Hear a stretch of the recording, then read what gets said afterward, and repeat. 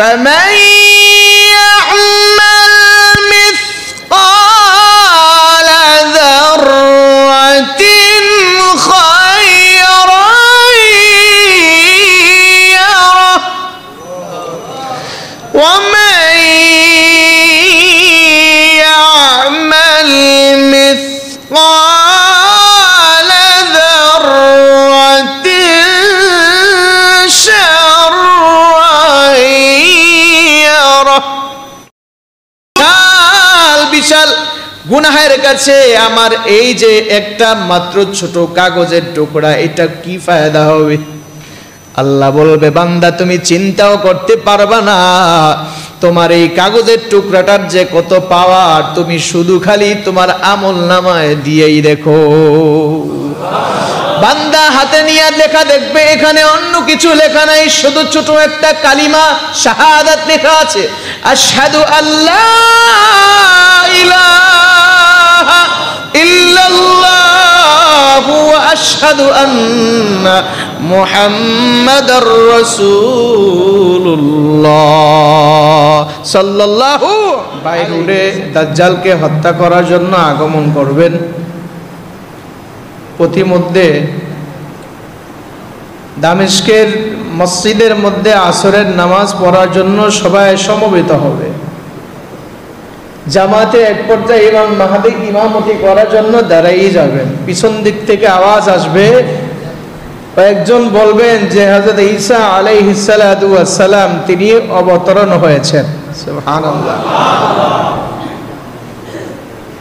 তিনি দামেস্কের মসজিদের মিম্বারের গম্বুজের উপরে, মিনারের যে গম্বুজের উপরে তিনি দুইজন ফেরেশতার কাঁধে ভর করে নীল দুইটা জোড়া কাপড় পরিধান করে তিনি ওইখানে অবতরণ করবেন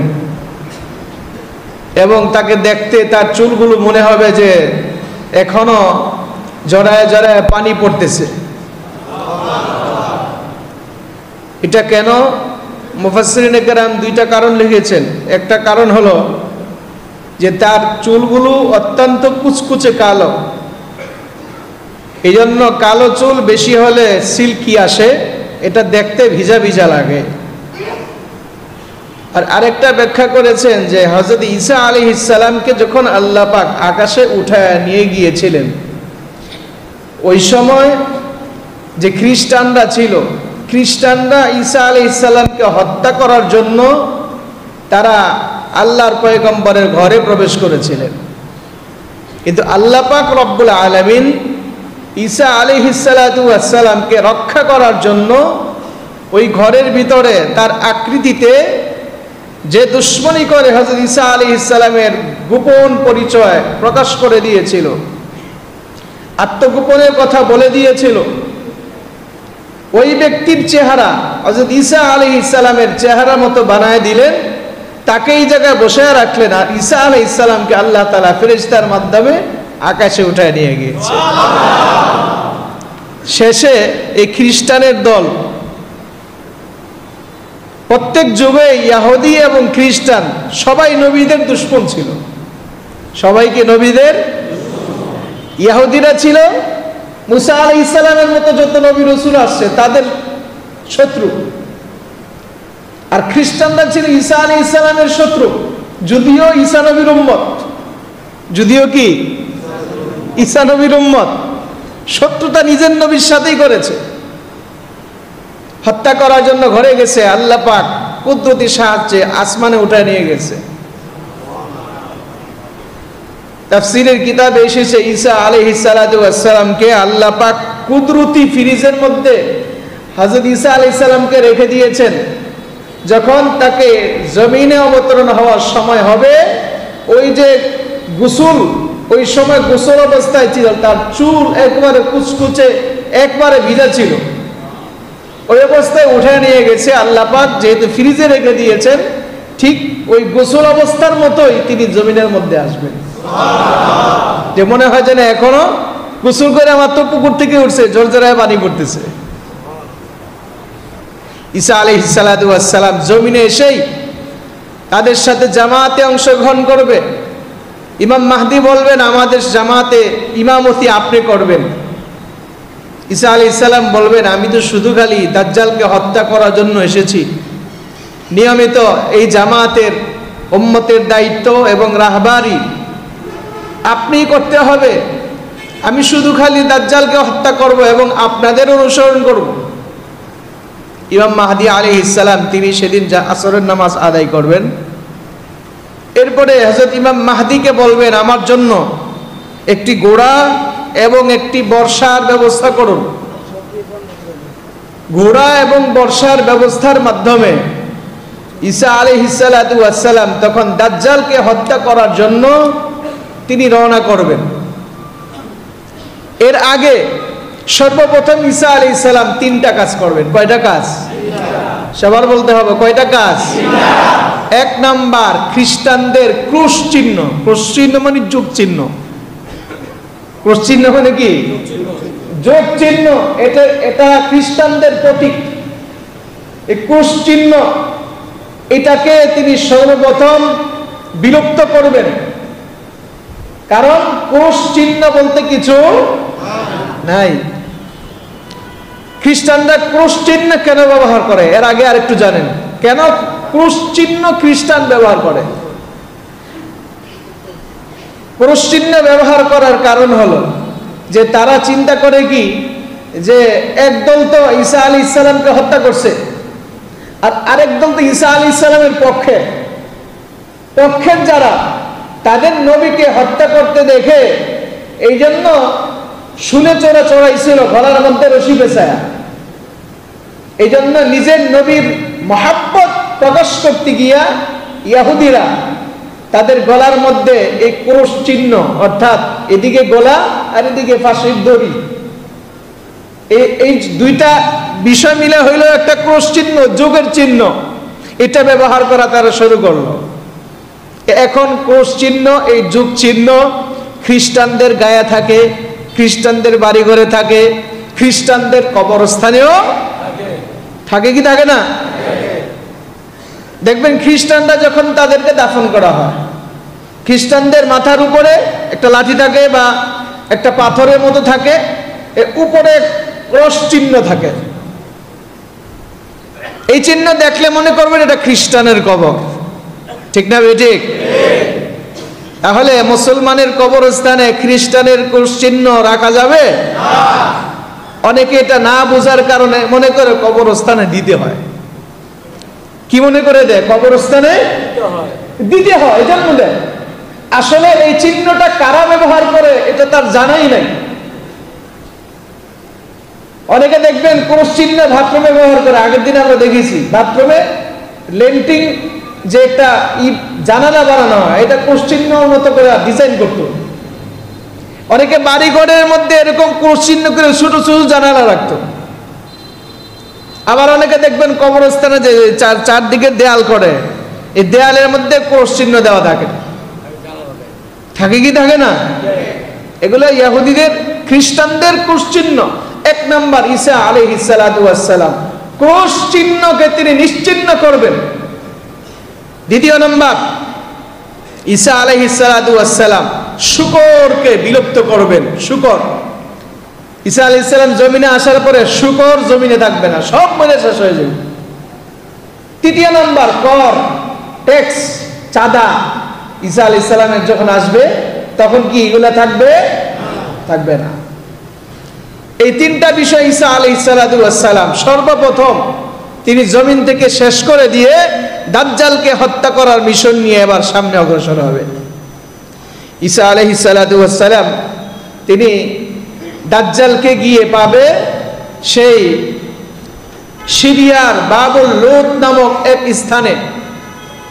দাজ্জাল সমস্ত পৃথিবীতেই বিচরণ করবে, কিন্তু একমাত্র দুইটা স্থানে যেতে পারবে না, মক্কাতে মদিনাতে। মক্কাতে মদিনাতে ঢুকতে পারবে না, মক্কাতে ঢুকতে পারবে না। তবে হ্যাঁ, মক্কার ভিতরে মদিনার ভিতরে মুনাফিক থাকে কি থাকে না? যারা বলে না থাকে কি থাকে না? দাজ্জাল যখন ওই মক্কা মদিনার কাছাকাছি যাবে, মদিনার কাছাকাছি যাওয়ার পরে আল্লাহ পাকের কুদরতি সাহায্যে মক্কা মদিনার মধ্যে ভূমিকম্প হবে, ভয়ঙ্কর ভূমিকম্প। এই ভয়ঙ্কর ভূমিকম্পের কারণে যারা মুনাফিক, যারা ইহুদি, যারা আল্লাহ পাকের দেখা যাবে আল্লাহর সাথে শত্রুতা আছে, কাফের বেদিন, তারা মক্কার জমিন ছেড়ে মক্কা থেকে বের হয়ে যাবে, মদিনা ছেড়ে মদিনা থেকে বের হয়ে যাবে। অর্থাৎ আল্লাহর দুশমন মুনাফিক যারা, মুসলমান ব্যতীত সবাই বের হয়ে যাবে। আর মুমিন যারা, তারা চিন্তা করবে যে আযাব গজব আসলে আসুক, এটা তো হেরেন আল্লাহর ঘর, আল্লাহর ঘরেই থাকবো, আল্লাহর ঘরের এরিয়াতেই থাকবো, এর বাইরে যাব না। আর বেদিন যারা, তারা বের হয়ে যাবে। এই জন্য মক্কা মদিনা থেকে মুনাফিক মুক্ত যেদিন হবে, ওই দিনটাকে বলা হয় ইয়াউমুল খালাস। কি বলা হয়? অর্থাৎ পবিত্র দিন, একবারে মুনাফিক মুক্ত মদিনা এবং মক্কা সেদিন হয়ে যাবে।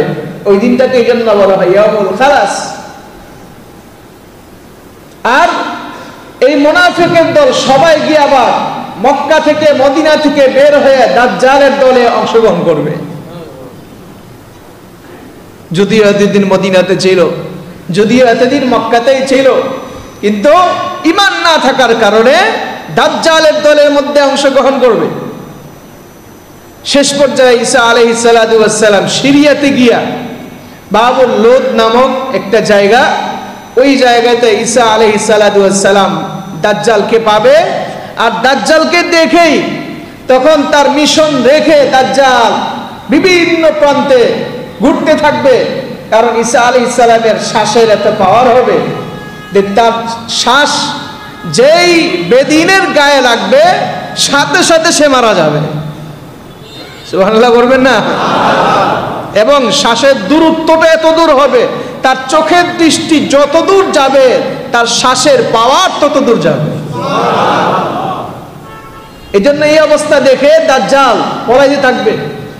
লুকাইতে লুকাইতে গিয়ে সিরিয়ার বাবুল লুদ নামক স্থানে, ওই জায়গায় হযরত ঈসা আলাইহিস সালাম তাকে পাবে। ঈসা আলাইহিস সালাম তাকে তখন হত্যা সেখানেই করবে। তাকে হত্যা করার পরে ঈসা আলাইহিস সালাতু ওয়াস সালাম তখন জনসম্মুখে আসবে, এসে ভাষণ দিবে। এরপরে মুমিন মুসলমানদের মাথায় হাত বুলাইয়া তাদেরকে আদর যত্ন দিয়ে কথা বলবে। এবং সেই সময়ের মধ্যে আল্লাহ পাক রব্বুল আলামিনের কোরআনের বিধান জারি করার জন্য, কোরআনের শাসন অনুশাসন হওয়ার জন্য পুরো বিশ্বময় এক হয়ে যাবে যে এখন আর কোনো শাসন চলবে না, একমাত্র চলবে আল কোরআন। একমাত্র করবে কি? আল কোরআন।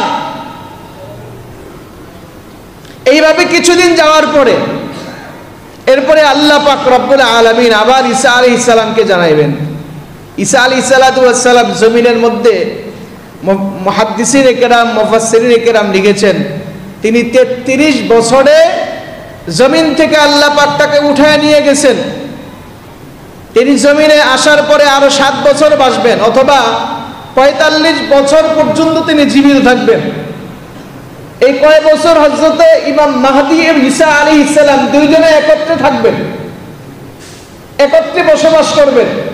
কোন কোন কিতাবে এসেছে ঈসা আলাইহিস সালাম বিবাহ করে নাই, তিনি জমিনে এসে বিবাহ করবেন। এরপরে তিনি যখন ইন্তিকাল করবেন, ইন্তিকাল করার পরে আমাদের পয়গম্বরের রওজার পাশে একটা জায়গা আছে, কবর রাখা আছে, ওই জায়গায় তিনি যখন ইন্তিকাল করবেন ওইখানে ঈসা আলাইহিস সালামকে দাফন করানো হবে। প্রিয় উপস্থিতি, ঈসা আলাইহিস সালাম যখন পুরা পৃথিবীর মধ্যে কোরআনের শাসন বাস্তবায়ন করবেন, ইমাম মাহদিকে নিয়ে যখন নেতৃত্ব দিবেন তো ইমাম মাহদি আলাইহিস সালাম। কিন্তু দেখা যাবে কিছুদিন পরে আরেকটা ঘটনা হবে। আল্লাহ পাক রব্বুল আলামিনের হুকুমে ঈসা আলাইহিস সালামকে জানায় দিবেন যে ঈসা পয়গম্বর, আমি এমন এক জাতিকে প্রেরণ করতে যাচ্ছি যাদের সাথে মোকাবেলা করবার মতো পৃথিবীর কোনো শক্তি নাই। এই বাহিনীটার নাম কি? এই দলটার নাম কি আল্লাহ পাক কোরআনে কারীমের মধ্যে বর্ণনা করেছেন ইয়াজুজ ওয়া মাজুজ। ইয়াজুজ মাজুজ, এই দলটা খুব কঠিন একটা দল, খুব শক্তিশালী দল। এই দলকে আল্লাহ পাক পাঠাইবেন, এটাও আরেকটা কিয়ামতের আলামত। প্রথম আলামত শুনেছি দাজ্জাল, বড় আলামতের একটা আলামত দাজ্জালের আবির্ভাব।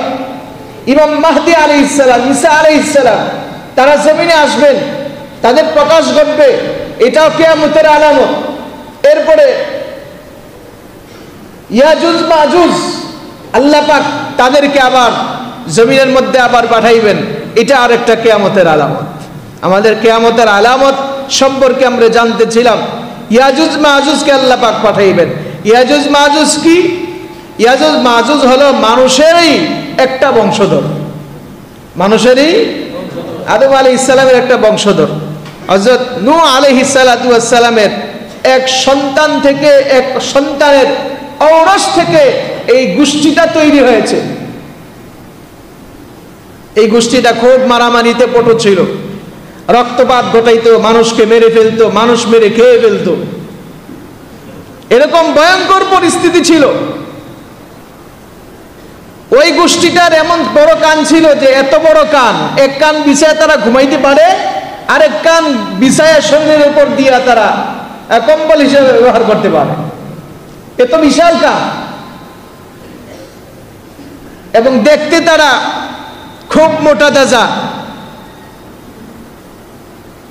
হযরত নূহ আলাইহিস সালাতু ওয়াস সালামের এই বংশধর যখন এইভাবে মারামারি করতে থাকে, রক্তপাত করতে থাকে, পরবর্তীতে বিশ্বব্যাপী একজন বাদশাহ ছিলেন, বাদশাহ জুলকারনাইন।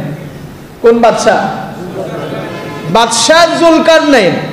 পৃথিবীর মধ্যে 4 জন ব্যক্তি বাদশাহী করেছে, পুরা বিশ্ব বাদশাহী করেছে। এর মধ্যে 2 জন মুসলমান আর 2 জন কাফের।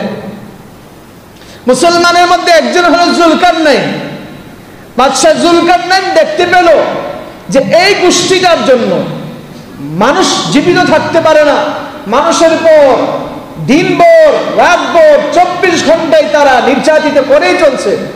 এই জন্য তাদেরকে বন্দী করবার জন্য জুলকারনাইন তিনি এক পাহাড়ের গুহা দিয়ে তারা আসতো, এসে লোকালয়ে উঠে মানুষের উপর তারা অত্যাচার করত। তখন তিনি সীসার প্রাচীর ডাললেন, এখানে আপনার রূপা দিয়ে, তামা দিয়ে, সীসা দিয়ে বিশাল আকৃতি করে তিনি এক প্রাচীর নির্মাণ করলেন। যেই প্রাচীর নির্মাণ করার পরে পর থেকে নিয়ে ওই ইয়াজুজ মাজুজের দল আর প্রাচীরের এই পারে আর আসতে পারে নাই। আল্লাহ পাক রব্বুল আলামিন তাদেরকে আটকায় দিলেন। এই জন্য ফুকাহায়ে কেরাম, মুহাদ্দিসিনে কেরাম লিখেছেন, কিতাবের মধ্যে এসেছে ওই ইয়াজুজ মাজুজের যে গোষ্ঠী দল, তারা প্রত্যেক দিন ওই জুলকারনাইনের প্রাচীরের মধ্যে এসে তাদের জিহ্বা দিয়ে ঘষতে থাকে, এটাকে শেষ করার জন্য। ঘষতে ঘষতে ঘষতে ঘষতে একবারে পেঁয়াজের চুলকার মতো পাতলা হয়ে যায়। তখন তারা চিন্তা করে এ আর অল্প আছে, এটা আগামীকাল এসেই 2-1টা নাড়া দিলে শেষ হয়ে যায়। আগামীকাল আবার আসে, এসেই দেখে যে আগের মতো মোটা হয়ে গেছে। এইভাবে দৈনিক তাদের এই কাজ চলতে থাকে। অর্থাৎ আল্লাহ পাক কুদরতি সাহায্যে তাদেরকে আটকায়া রেখে দিয়েছেন। তারা কত বড় দল খেয়াল করেন। আল্লাহ পাক যখন তাদেরকে বের করে নিয়ে আসবেন, তখন তাদের জবান দিয়ে একটা কথা বের হবে যে এই তো পাতলা রসুনের মতো দেখা যাচ্ছে, আগামীকাল আমরা বাকি কাজ পুরা করবো ইনশাআল্লাহ। কি বলবে? যখন ইনশাআল্লাহ বলবে, আল্লাহ পাকের ইচ্ছা যখন হবে যে এখন তারা বের হওয়ার সময় হয়েছে, তখন তাদের জবান দিয়ে বের হবে ইনশাআল্লাহ। এসে দেখবে হ্যাঁ আগের গতকালের মতো এখন পাতলা ওই পেঁয়াজের মতোই আছে। অল্প সময়ের মধ্যে কাজ শেষ করে দেয়াল ভেঙ্গে তখন তারা জমিনের মধ্যে বের হয়ে আসবে। এসেই তাদের সামনে একটা সাগর পড়বে, ছোট একটা সাগরের একটা নালা পড়বে। ওই সাগরের নালার পানি যত আছে, প্রথম দল এসে এক চমক দিয়ে পানি পান করবে, সমস্ত সমুদ্রের পানি শুকায় যাবে। দ্বিতীয় আরেকটা দল আইসা তারা মনে করবে যে এখানে ইতিপূর্বে কোনো পানিই ছিল না, মরুভূমি মনে করবে যে এটা একটা মরুভূমি এলাকা। এরকম দল একটা দুইটা না, 22টা দল আসবে, 22টা গোত্র আসবে। এই দলগুলো এসেই সর্বপ্রথম জমিনের মধ্যে মারামারি শুরু হবে, মানুষের মধ্যে জুলুম অত্যাচার শুরু করবে, মানুষকে যেখানেই পাবে মানুষকে আগে তাদের মিশন হলে হত্যা করবে, এরপরে লুটপাট করবে, মানুষের সমস্ত সম্পত্তি তারা দখলে নিয়ে নিবে। এইভাবে পুরো পৃথিবী বিচরণ করতে থাকবে।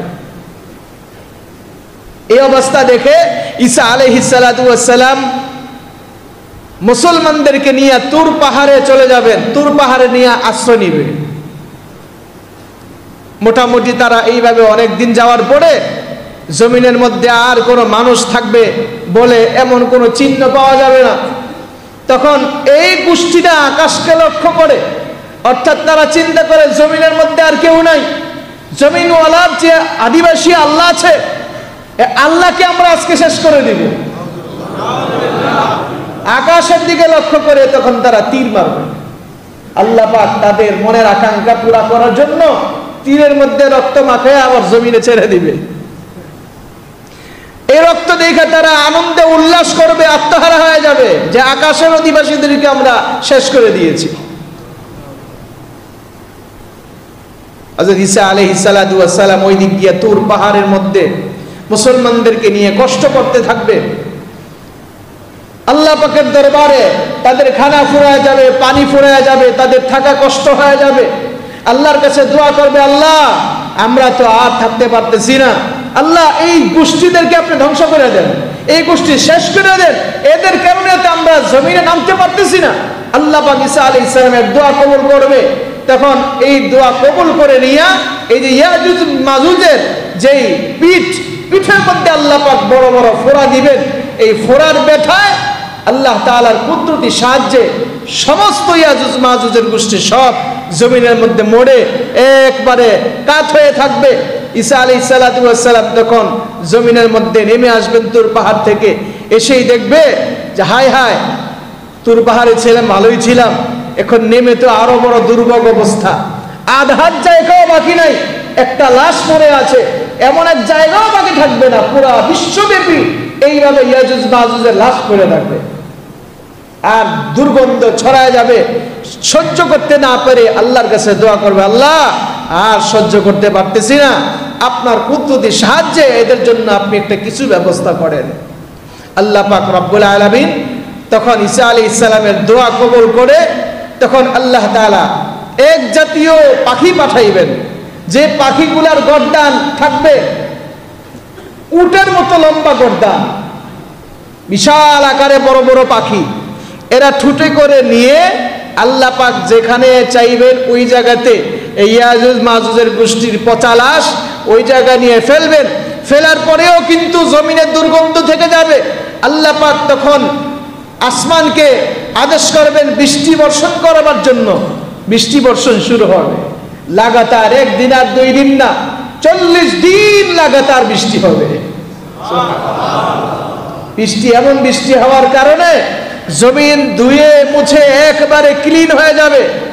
আল্লাহ পাক তখন জমিনকে আদেশ করবেন, ওয়া আখরাজাতিল আরদু আসফালাহা ওয়া ক্বালাল ইনসানু মা লাহা। আল্লাহ পাক রব্বুল আলামিন তখন জমিনকে আদেশ করবেন, জমিন তোমার বুকের মধ্যে যত কিছু আছে সব ছেড়ে দাও। সুবহানাল্লাহ। অর্থাৎ জমিনের যত পাওয়ার আছে সব পাওয়ার প্রকাশ করবার জন্য আল্লাহ পাক জমিনকে আদেশ করবেন। জমিনের বুকে যত বরকত ছিল সব বরকত জমিন ছেড়ে দিবে। তখন ওই জমিনের মধ্যে যখন রোপণ করা হবে, যে গাছ রোপণ করা হবে তার বরকত কেমন হবে? মুফাসসিরিনে কেরাম হাদিসে, মুফাসসিরিনে কেরাম তাফসীরের কিতাবের মধ্যে লিখেছেন যে একটা আনার গাছ লাগাইলে ওই আনার গাছের যে আনার হবে, ওই আনার গাছের এত বড় হবে যেটা খুইলা যদি 1 গ্রামের মানুষ খাইতে চায় আনার খাওয়া শেষ হবে না। আর এটার যে খোসা, এই খোসাটা খুইলা মানুষ ছাতা বানাইতে পারবে। কত বড় আনার হবে, দুধের কত বরকত হবে। একটা উট, এখন তো ধরেন সর্বোচ্চ 15-20 কেজি উটের দুধ হয়, এটা খাইলে সর্বোচ্চ কত দিনে খাইতে পারবে? 50 জনে। ওই সময় একটা উট দিয়া বিশাল এক বাহিনী খাইতে পারবে, একটা উটের দুধ দিয়া বিশাল বাহিনী খেতে পারবে। একটা গরুর দুধের মধ্যে এত বরকত হবে যে মোটামুটি 1 গ্রামের মানুষ খেতে পারবে। একটা বকরির মধ্যে এত দুধে বরকত হবে যে একটা বংশের লোক যতগুলো মানুষ হয় এক বকরি দিয়ে যথেষ্ট হয়ে যাবে। আল্লাহ পাক এত বরকত দান করবেন। আর ওই সময়ের মধ্যে এতটাই শান্তি আসবে যে হাদিসের মধ্যে এসেছে, আল্লাহর পয়গম্বর বলেন সেদিন দেখা যাবে হিংস্র প্রাণী, নরম যে প্রাণীগুলো আছে তারা তাদের বিভেদ ভুলে যাবে, সবাই সবাইকে আপন মনে করবে। বিষধর সাপ নিজেকে বিষধর সাপ মনে করবে না। বনের হিংস্র বাঘ পর্যন্ত তার হিংস্রতা ভুলে যাবে। আর মানুষের মধ্যে মানবতা এতটাই বিরাজ করবে যে মানুষ টাকার বোঝা নিয়ে নিয়ে মহল্লায় মহল্লায় ঘুরতে থাকবে আর চিন্তা করতে থাকবে যে আমার কোন ভাই জানি না খেয়ে আছে। এরকম দরিদ্র মানুষ খুঁজে খুঁজে মানুষ বেড়াবে, কিন্তু কোথাও দরিদ্র পাওয়া যাবে না। টাকা নিয়ে যাবে, আগের দিন দেখবে এই বেচারা গরিব মানুষ, আমি আগামীকাল তার জন্য 2 বস্তা টাকা নিয়ে আসব। টাকা নিয়ে দেখবে এই বেচারা এখন ধনী হয়ে গেছে। টাকা নিবে, ভাই নেন আপনার জন্য টাকাটা নিয়ে আসছিলাম। সে আর টাকা রাখবে না, বলবে ভাই আমার আর টাকা লাগবে না, আমার গতকালকে আপনি দেখে গিয়েছিলেন, কিন্তু কিছুক্ষণ আগে আমার এক ভাই আমার অনেকগুলো টাকা দিয়ে গিয়েছে, আমার আর টাকার দরকার নাই। ওই সময় শান্তি এতটাই আসবে, ওই সময় আসলে প্রকৃত শান্তি। তবে ওই সময় যাওয়া পর্যন্ত, ওই সময় যদি আমরা পাই, দাজ্জালের সময় নিজের ঈমানকে পরীক্ষা দিতে হবে, ইয়াজুজ মাজুজের সময় নিজের ঈমানকে পরীক্ষা দিতে হবে। ওই সময়টা খুব কঠিন। এই জন্য কখন কোন সময় কোন সিচুয়েশনে আমরা সামনে উপস্থিত হয়ে যায় এটা বলা যায় না। নিজের ঈমানকে মজবুত করতে হবে, নিজের ঈমানকে মজবুত করতে হবে। আমাদের ঈমান বড় দুর্বল, আমাদের ঈমান বড় দুর্বল। কিয়ামতের আলামতের মধ্যে আরেকটা আলামত আছে, সূর্য পশ্চিম দিক থেকে উদয় হওয়া। সূর্য পশ্চিম দিক থেকে উদয় হওয়া। মুসলমান দেখা যাবে রাত্র হয়ে গিয়েছে, রাত্র হয়ে যাওয়ার পরে দেখা যাবে যে সমস্ত মানুষ ঘুমাইতে ঘুমাইতে তাদের পিঠের পাঁজর ব্যথা হয়ে গিয়েছে। ঘুমাইতে ঘুমাইতে আর তাদের কাছে ভালো লাগবে না, অপেক্ষায় থাকবে কখন সূর্য উঠবে, কখন সকাল হবে। কিন্তু সকাল তো আর হবে না। এত বিশাল রাত্র দেখে মানুষ দেখা যাবে ঘুম থেকে উঠে খাওয়া দাওয়া করে আবার সে রান্না বান্না করে খেয়ে দে আবার ঘুমায় যাবে। ঘুম থেকে উঠে সে আবার দেখবে না এখনো রাত্র হয় নাই। তখন মানুষের অন্তরের মধ্যে ভয় জাগরণ হয়ে যাবে, হায় হায় রাত্র কেন হচ্ছে না। তখন মানুষ মসজিদের দিকে দৌড়াইতে থাকবে, তাহাজ্জুদের মধ্যে দাঁড়ায় যাবে, আল্লাহ পাকের ভয়ে রোনাচারি কান্নাকাটি করতে থাকবে, বিদয় সন্তুষ্ট হতে থাকবে, সবাই আল্লাহ পাকের দরবারে মাপ চাইতে থাকবে। এই সময়ের মধ্যে দেখা যাবে যে সূর্য প্রত্যেক দিন পূর্ব আকাশ থেকে সকালবেলা উদয় হয়।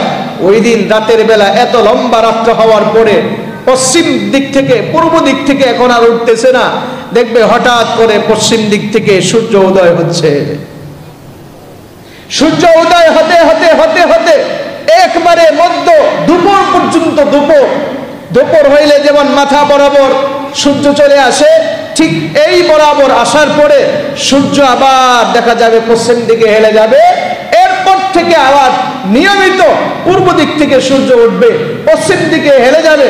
কিন্তু হাদিসে এসেছে আল্লাহর পয়গম্বর জনাবে মুহাম্মদুর রাসূলুল্লাহ সাল্লাল্লাহু আলাইহি ওয়াসাল্লাম তিনি বর্ণনা করেন, পশ্চিম দিক থেকে যখন সূর্য উদয় হবে এরপর থেকে দুনিয়ার কোন মানুষের তাওবা কবুল হবে। মানুষের জন্য দুইটা তওবার বিষয় খোলা, মৃত্যুর আগ পর্যন্ত মানুষের জন্য তওবার দরজা খোলা, আর আরেকটা হলো সূর্য পশ্চিম দিক থেকে উদয় হওয়ার আগ পর্যন্ত তওবার দরজা খোলা। প্রিয় উপস্থিতি, পশ্চিম দিকে একটা বিশাল আসমানে দরওয়াজা আছে, বিশাল দরওয়াজা। হাদিসে আল্লাহর পয়গম্বর বলেছেন এই দরওয়াজার লম্বা প্রশস্ত হলো 70,000 বছরের পথ। দ্রুতগামী ঘোড়া দিয়া চললে যেমন 70,000 বছর পথ চলা যাবে, আর এই পথটা চললে যত দূরত্ব হবে এমন দূরত্বের সমপরিমাণে আল্লাহ পাক একটা দরওয়াজা বানায় রাখছেন। ওই দরওয়াজাটার নাম হলো তাওবার দরওয়াজা। বান্দা যখন তওবা করে, বান্দা যখন গুনাহের জন্য আল্লাহর কাছে মাফ চায়, বান্দা যখন গুনাহের জন্য আল্লাহর কাছে ক্ষমা চায়, আল্লাহ পাক রব্বুল আলামিন বান্দার তওবা, বান্দার গুনাহ আল্লাহ পাক সাথে সাথে মাফ করে দেয়। তওবা করার দরকার আছে না নাই? আমরা হয়তো সেই পশ্চিম দিকে করেছি, ছোট বড় যত গুনাহ করেছি, বুঝে আর না বুঝে যত গুনাহ করেছি, সমস্ত গুনাহের জন্য তওবা করার দরকার আছে না নাই? তওবা করলে আল্লাহ কত খুশি হয় জানেন? তওবা করলে 10 বছর, 20 বছর, 50 বছর, মনে করেন 50 বছর মা বাবা সন্তান হারায় গেলে এই সন্তানকে আস্তে আস্তে দেখা যায় মানুষ ভুলেও যেতে পারে, কিন্তু 5-7 বছর 10 বছর পর্যন্ত সন্তানের মায়া মা বাবার প্রতি এতটাই থেকে যায়। কোন মা সন্তানকে হারায়া, কোন মা কাঁদতে কাঁদতে চোখ পর্যন্ত হারায় ফেলে অন্ধ হয়ে যায়। এই সন্তানকে 10 বছর পাওয়ার পরে মা যেমন সন্তুষ্ট হয়, মা যেমন খুশি হয়ে যায়, মা যেমন তার অন্তরটা এত আত্মহারা হয়ে যায়, ঠিক তেমনি ভাবে আল্লাহ পাক রব্বুল আলামিন বলে, বান্দা তুমি আমার থেকে 10 বছর, 20 বছর, 1 যুগ, 2 যুগ, 50 বছর আমার থেকে তুমি ফিরে এতক্ষণ পর্যন্ত আমাকে ভুলে আছো, বান্দা আমি এখন অপেক্ষায় আছি তোমার জন্য।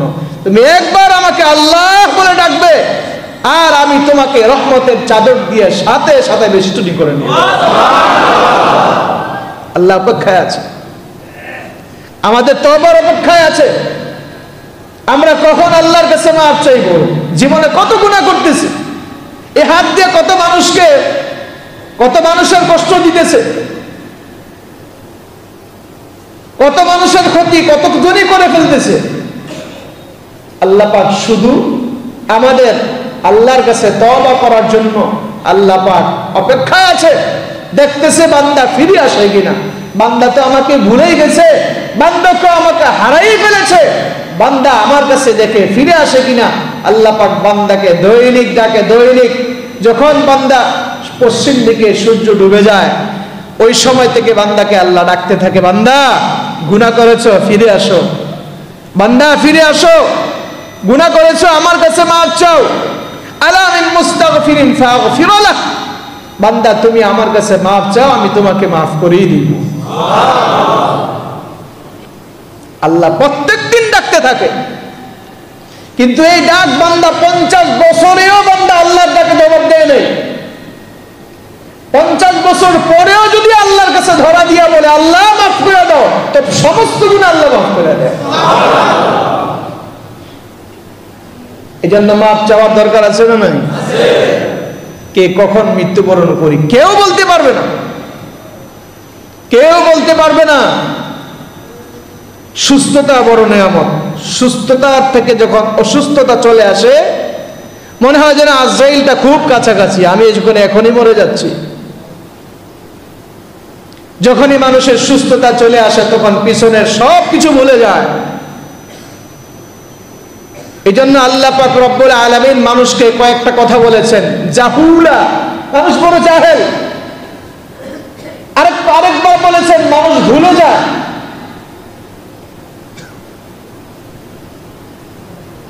আরেক জায়গায় বলেছেন মানুষ বড় বোকা, আরেক জায়গায় বলেছেন মানুষ জ্ঞানহীন। মুহতারাম হাজিরিন, আমরা নিজের সামনে যেটা দেখতেছি এটাকে পুঁজি বানায় নিতেছি, এটাকে আসল মনে করতেছি, দুনিয়াটাকে আসল মনে করতেছি। আসলে দুনিয়ার জিন্দেগি আর কয়দিন? দুনিয়ার জিন্দেগির জন্য মাথাহারা হয়ে যাইতেছি, দুনিয়ার জিন্দেগির জন্য পাগল হয়ে যাইতেছি। কিসের নামাজ, কিসের রোজা, কিসের ইবাদত, কিসের মসজিদ, কিসের ধর্মীয় অবস্থান? আমাকে দুনিয়া কামাইতেই হবে, ঠিক না বেঠিক? যে করে হোক, হালাল হোক হারাম হোক, আমাকে দুনিয়া কামাইতেই হবে। অনেকের এই ধরনের চিন্তা, কিন্তু এই টাকা খেয়ে অনেকে মরতে পারে না, এই টাকায় অনেকে উপকার হাসিল করতে পারে না। এই জন্য সাবধান হন, সচেতন হন, নিজে এতটুকু উপার্জন করেন যেতটুকু নিজের কাজে লাগবে। নিজের কাজে কি লাগে? নিজের কাজে নিজে ঔষধ খাইতে যতটুকু লাগে, নিজের পোশাক পরিধান করতে যতটুকু লাগে, নিজের পেট পরিচালনা করতে যতটুকু লাগে, নিজের বাড়ি না থাকলে একটা থাকার জায়গা করবেন, এই থাকার জায়গাটা করতে যতটুকু লাগে, সন্তান বেবি স্ত্রী থাকলে এদের পরিচালনার জন্য যতটুকু লাগে, এর বাহিরে করতে যাবেন আপনি দুনিয়ার মোহে পড়ে যাবেন। আর যদি আপনি মনে করেন যে আমার আখিরাতের দরকার নাই, কবরেরও দরকার নাই, মিজান ফুলসেরাতের দরকার নাই, এগুলো আমি কিচ্ছু বিশ্বাস করি না, তা আপনি যা খুশি করেন, ঠিক না বেঠিক? আর যদি মনে করেন না সব বিশ্বাস করি, কবর মিজান বিশ্বাস করি, আমি মৃত্যুরকে আমি ভয় করি, তাইলে নিজেকে একটু সংশোধন করেন, একটু থামান, একটু ব্রেক দেন নিজেকে। কারণ নিজের জীবনের যাত্রা এত মনে করি আমার 70 বছর 80 বছর আমি বাঁচবো, মাত্র তো যুবক, কিন্তু আমার মতো যুবক যে কত যুবক দুনিয়া থেকে বিদায় নিতেছে, এগুলো তো ফলো করা হয় না। আমি তো চলে যেতে পারি, এই কথা ঠিক না ঠিক? এই জন্য এখনো সময় আছে, ইসলাহ হয়ে যায়, সংশোধন হয়ে যায়, নিজেকে নিজে বুঝাইয়া আল্লাহর পথের পথিক হওয়ার জন্য আমরা ওয়াদাবদ্ধ হই। আমরা আমাদের ঈমানকে মজবুত করি, আমাদের আমলকে মজবুত করি, আমরা চেষ্টা করি ইনশাআল্লাহ যেন আমলের মজবুতের মাধ্যমে আমাদের মৃত্যু হয় যেন ঈমানের মৃত্যু, আমাদের কবরটা যেন হয় মুমিন একজন মুসলমানের কবর, আমাদের হাসর নাসর যেন হয় সহজভাবে, আমাদের পয়গম্বরের শাফাআতে যেন কবরে যাইতে পারি, এই চিন্তা চেতনা নিয়েই বাকি জিন্দেগি বছর যেন করতে পারি।